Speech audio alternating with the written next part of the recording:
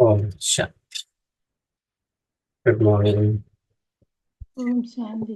காலை வணக்கம் எல்லாருக்குமே. இது விசேஷமான ஒரு காலை பொழுது. சங்கம யுகம் விசேஷமானது. விசேஷமான நாட்கள்ல விசேஷமான நேரங்கள் வரும். அதனால இரவு போயிட்டது, இருள் அகன்றுட்டுது, ஒளி ஒளி வந்திருக்குது. இதயம் பாடல்களை பாடிக்கொண்டிருக்குது. ஒரு அழகான நேரம், அற்புதமான நேரம், விசேஷமான நேரம். எவ்வளவு பாக்கியசாலி நாங்கள். நான் இறைவனுடைய சந்தோஷமான குழந்தை. நான் பாபாவுக்கு சொந்தமானவர். பாபா எனக்கு சொந்தமானவர். இந்த நேரம் அதை அந்த அனுபவம் செய்வதற்கான நேரம். இறைவன் எங்களுக்கு கொண்டு வந்திருக்கிற பரிது அவருடைய கைகள்ல எங்களுக்காக எங்களுக்காக பரிசு கொண்டு வந்திருக்கிறார். அதனால அது எங்களுக்கு சில நேரம் எங்களுடைய ஆஸ்தி. அது அது எங்களுக்கு சொந்தமானது, எங்களுக்கு கொடுக்கிறார் இறைவன். பாபா எனக்கு சொந்தமானவர். நான் பாபாவுக்கு சொந்தமானவர். அதனால அதனுடைய இந்த நிகழ்காலத்தினுடைய அற்புதம், மகிழ்ச்சி நாங்கள் அனுபவம் செய்யறோமில்ல இந்த நேரத்துல, அதுக்கு எந்த ஒரு ஒப்பீடும் கிடையாது. ஏன்னு சொன்னா சத்திய யுகத்துல வாழ்க்கை இயற்கையானதாக இருக்கும். இயற்கையானதாக ஆக்குறதுக்கு எங்களுடைய இயற்கை வாழ்க்கையை நாங்கள் இப்பொழுது இயல்பானதாக ஆக்கிக் கொள்ள வேண்டும். இப்பொழுது காலம் விசேஷமான காலம், கொண்டாட்டத்துக்கான காலம், ரக்ஷா பந்தன், தூய்மைக்கான நாள், அன்பும் தூய்மைக்குமான நாள். அதனால அன்பும் தூய்மைக்குமான நாள் நாங்கள் அதை சோதிச்சு பார்க்கிறோம் இல்லையா? மீண்டும் ஒரு தடவை நான் ராக்கி கட்டுறேன். அதனுடைய நான் என்ன சத்திய பிரமாணம் செய்கிறேன், என்ன உறுதிமொழி எடுத்துக்கொள்கிறேன், நான் அதை என்ன செய்கிறது கொண்டிருக்கிறேன். அதனால நான் பிராமணனாக இருக்கிறேன். என்னுடைய அந்த பொறுப்பை நிறைவேற்றுகிறேனா?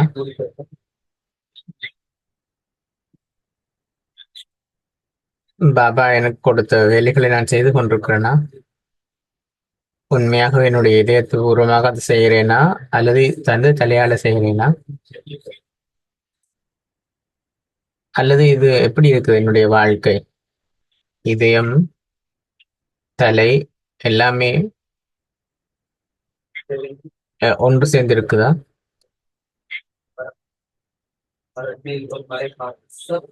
சில விஷயங்கள் இயல்பானதாக இருக்கும். நாங்க மறந்திருப்போம், சில விஷயங்களை யோசிச்சிருக்க மாட்டோம். இதை பற்றி நான் யோசிக்கணும் என்று யோசிச்சிருக்க மாட்டோம். ஏனென்று சொன்னால் பிராமண வாழ்க்கை என்றது மாற்றத்துக்கானது. மாற்றம் மாற்றம் என்றது மிக முக்கியமானது இல்லையா? அதனால ஆனால் பாபாவோட என்ன உறவு முறை இருக்குது. இந்த உறவு முறை எப்பொழுதுமே அற்புதமானதாக இருக்கும் இல்லையா? இந்த உறவு முறை இந்த அற்புதமானது ஒவ்வொரு நாளும்.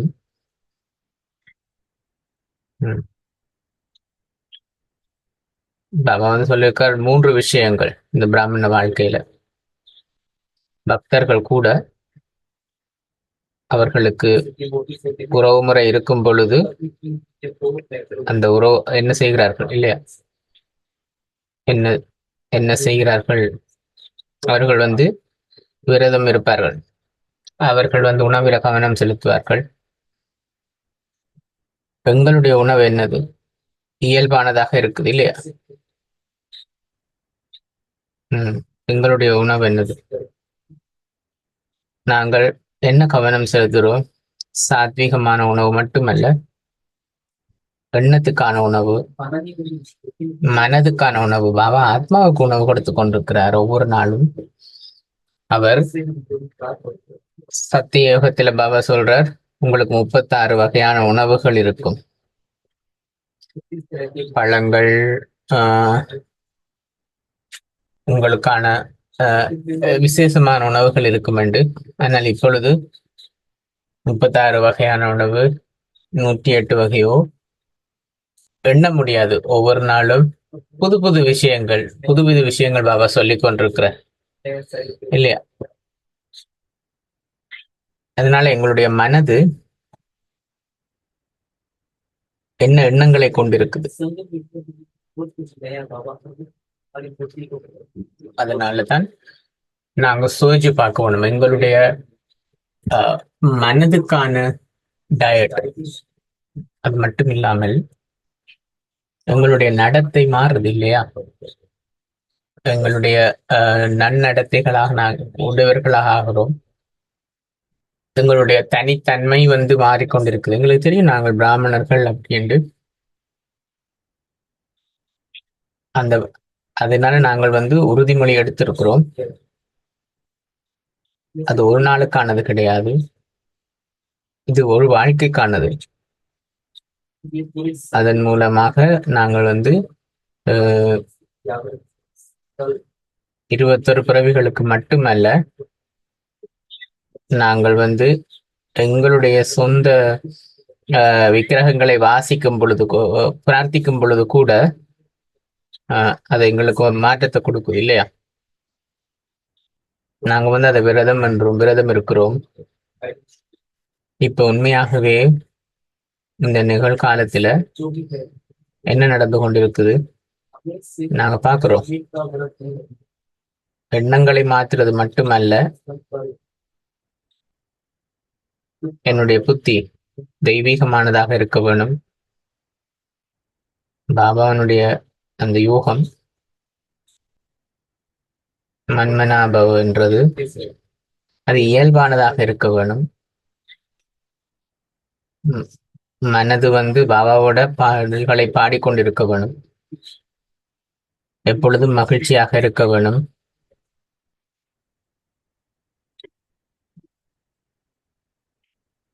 நாங்கள் நெக்டர் குடிக்கிறோம் இல்லையா ஒவ்வொரு நாளுமே.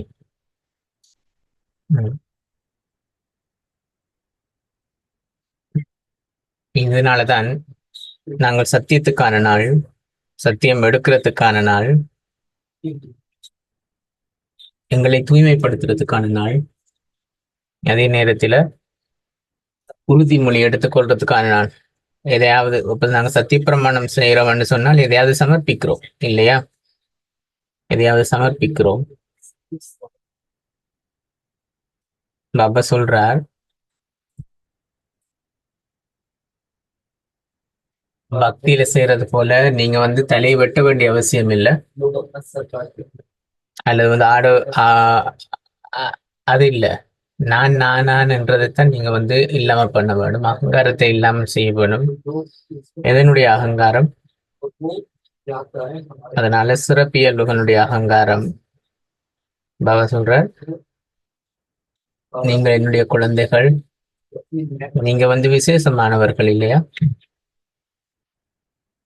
உங்களுக்கு அந்த ஆஸ்தி விசேஷமானது.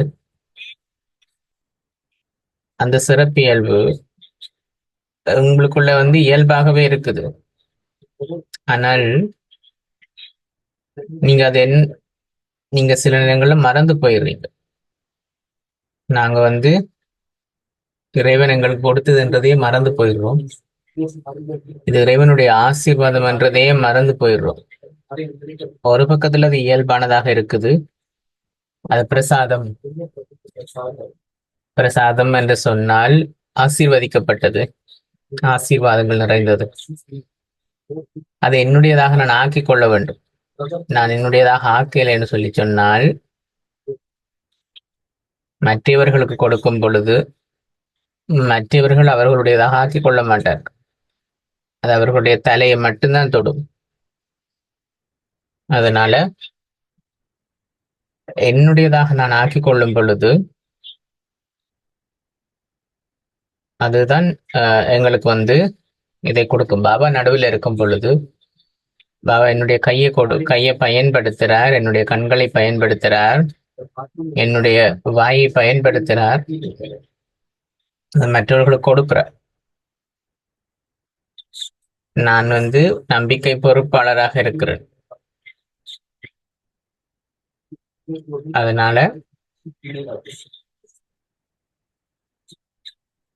இது ஆசீர்வதிக்கப்பட்ட உணவு.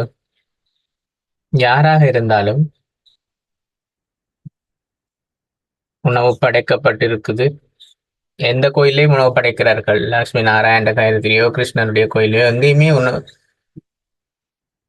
அது வந்து பிரசாதம். அப்போ ஹனுமானுக்கு படைத்தல் அது ஹனுமானுடைய பிரசாதம் தான் சொல்றோம் இல்லையா? இறைவனுடைய பிரசாதம் தான். நாங்கள் என்னுடையது என்று சொல்லக்கூடாது. என்னுடையது என்றது வந்து அதுக்கு உங்களுக்கு பந்தனத்துல கட்டி வைக்குது, சரியா? அதனால வாழ்க்கையினுடைய மகிழ்ச்சி வந்து இல்லாம போயிரு. தேக அபிமானம். அதனால அது வந்து இருக்கக்கூடாது. நாங்க வந்து புரிஞ்சு கொள்ள வேணும். நான் எல்லாத்தையுமே இழந்துருவேன் இல்லையா? நான் என்ற அகங்காரம் இருக்கும் பொழுது, நான் என்றது இருக்கும் பொழுது, நான் இது நான் அது என்று இருக்கும் பொழுது அது வந்து நாங்க எல்லாத்தையுமே இழந்துடுறோம். அதுதான் இங்க இருக்கிற பிரச்சனை. ஏனென்று சொன்னால்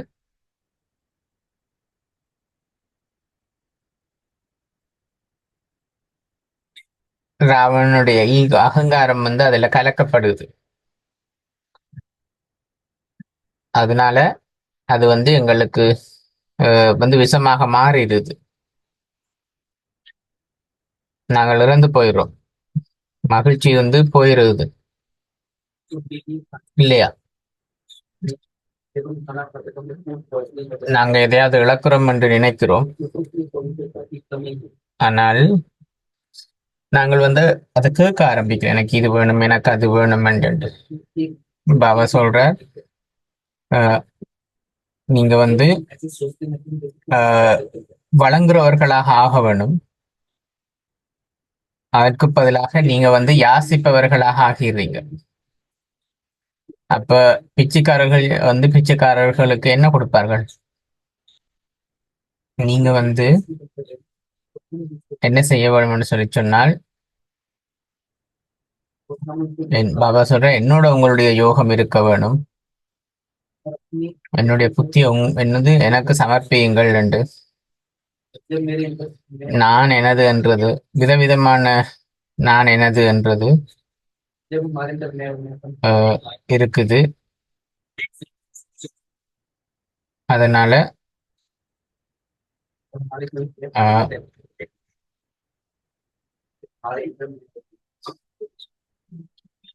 எங்களுக்கு இழப்பு ஏற்படுவது இல்லையா? புத்தி வந்து பூட்டப்படுது. தெய்வீக புத்தி, பாபாவோட இருக்கிற தெய்வீக புத்தி அது வந்து இழக்கப்படுது இல்லையா?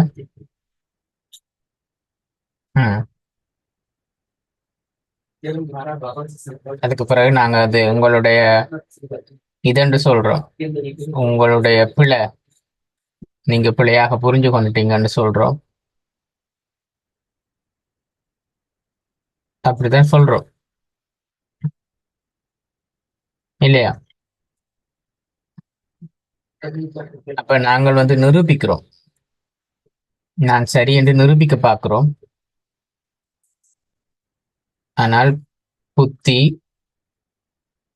வந்து புத்தி பூட்டப்பட்டிருக்கிறதுனால என்னால கிரகிக்க முடியாமல் இருக்குது.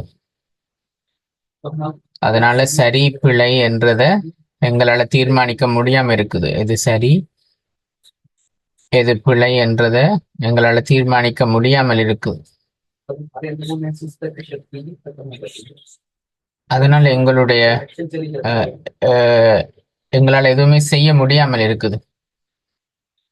அதுதான் இங்க முக்கியமானதாக இருக்குது. எங்களுடைய உறவு முறைகள் எல்லாமே அஹ், வந்து அந்த பாதுகாப்புன்றது முக்கியமானதாக இருக்குது.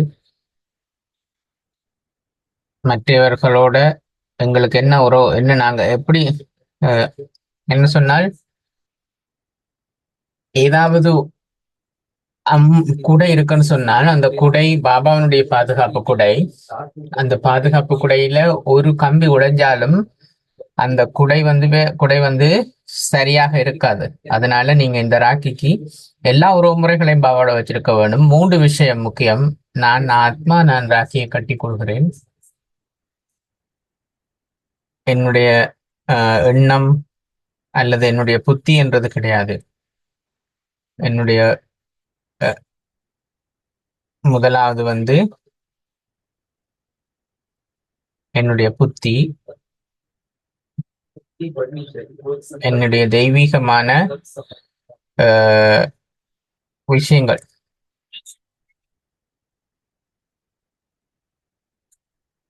பாபா சொல்றார் ஹிந்தில அழகானது, சரித்திர சித்திரம், சரித்திரம் சித்திரம், சித்திரம் சரித்திரம்,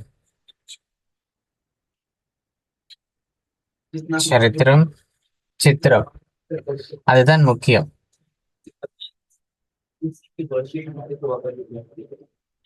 அதுதான் பூஜிக்கப்படும். அது இன்னொரு விஷயம், அதை பற்றி நாங்க பிறகு பேசலாம். ஆனால் முரளி உங்களுக்கு தெளிவாக இருக்கும். இன்றைக்கு நான் இங்கிலீஷ்ல முரளி படிக்கிறேன். நேரம் இருந்தால் நான் பகிர்ந்து கொள்றேன். எங்களுடைய மனம், புத்தி, சமஸ்காரம், இந்த 3ம் முக்கியமானது. அதனாலதான் நாங்க வந்து ராக்கி கட்டுறோம். அதனால வெற்றி பாபா வந்து விசேஷமான குழந்தை. எல்லாருக்குமே அகங்காரம் இருக்கக்கூடாது.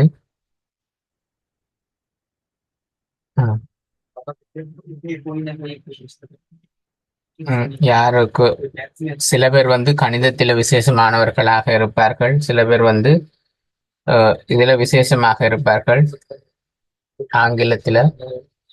அதனால ஒவ்வொருவரும் சிறப்பானவர்கள் தான், இல்லையா? பாபா எங்களை எல்லா வகையிலும் சிறப்பானவர்களாக ஆக்குகிறார். அதனால ரக்ஷா பந்தன் விசேஷமான நாள், விசேஷத்துக்குரிய நாள். அதனால இந்த நாளை மட்டுமல்ல, வாழ்க்கையையும் மகிழ்ச்சியாக கொண்டாடுங்கள். ஓம் சாந்தி.